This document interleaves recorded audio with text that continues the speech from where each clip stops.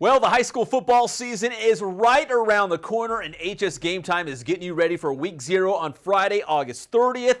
We're breaking down a lot of things around here. First off, though, a lot of coaching changes this offseason as we gear up for the 2013 season. Now joining us, our football sports writer, Kyle Glazer, to break it all down because, Kyle, there's been a lot of moving and shaking in this offseason, and we got to get caught up on where these coaches ended up. Maybe the biggest one that came out of maybe nowhere is Don Markham at the Pacific in San Bernardino. Yeah, Markham, 5 section titles, 300 career wins, 73 years old. People thought he was retired, his coaching career was over.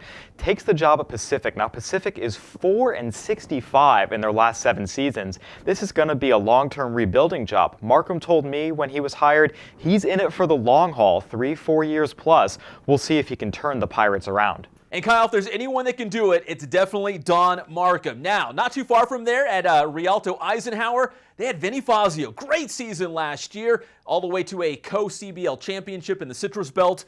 But not enough to keep Fazio there. He's on the move. Kyle, where is Vinnie Fio? Vinnie Fio took the job at Murrieta Valley. Now, the Nighthawks went 10-2 last year. He's inheriting a very talented team.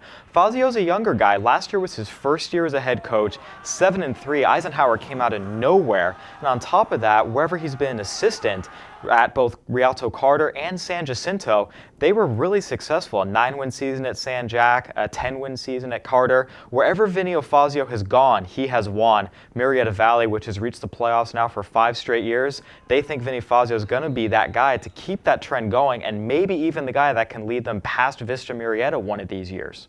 And he's also got the black frame glasses like our fearless leader, David Zink, the sports editor here at the Press Enterprise. So you know we love him. All right, West Valley. Now, their coaching change maybe flew under the radar, but people familiar with this coach in the San Diego area know he's a big deal. Yeah, as a native San Diegan, I definitely knew about Gordon Wood. He coached at Helix High School, which was a power down in San Diego. He was the head coach for guys like Alex Smith and Reggie Bush, who obviously went on to become very high draft picks.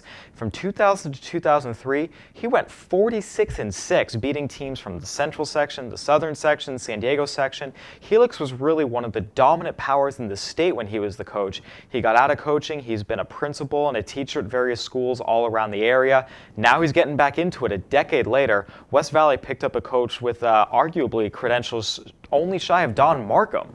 And now we'll see if he can find that mojo again and get West Valley on the winning track. Yeah, big time hire for the Mustangs at West Valley. Now, Kyle, some local assistant coaches, long-time locals, are finally getting their chance to be a head coach as they move into the the head job at these programs that they've been at forever, it seems like. Yeah, Larry Baker's been at Norco for over 20 years, all sorts of roles. Now he's getting a shot to be the head coach. Obviously, the ouster of Todd Gerhart wasn't a smooth transition, but nonetheless, Baker's ready. This is a chance, and everyone seems to think, and he's confident. He knows these kids. He knows this program. He's probably the best man for the job just because he's so familiar with it. We'll see how he transitions from being a longtime coordinator to a head coach. Then another guy who's been a head coach around the area for a while is Dennis Brown. He's now the head coach at Riverside Poly. He's been at North. He's been all over the place since 1989. We'll see how he does as the new man on the job down at Poly.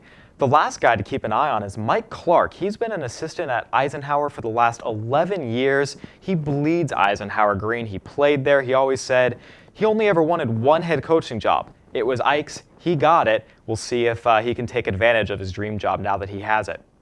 These coaches getting their shot. Speaking of getting their shot, these longtime, assistant coaches moving into the head coaching job, but I'm feeling old, Kyle, because Miller's got a real young guy over there, and he's getting his shot early in his coaching career. Yeah, Miller hired 26-year-old Justin Nass to be their head coach. Nass was most recently an assistant at Clovis. Miller, they look like they're going to be a rebuilding job. They went 1-9 last year, 0-5 in Citrus Belt League play.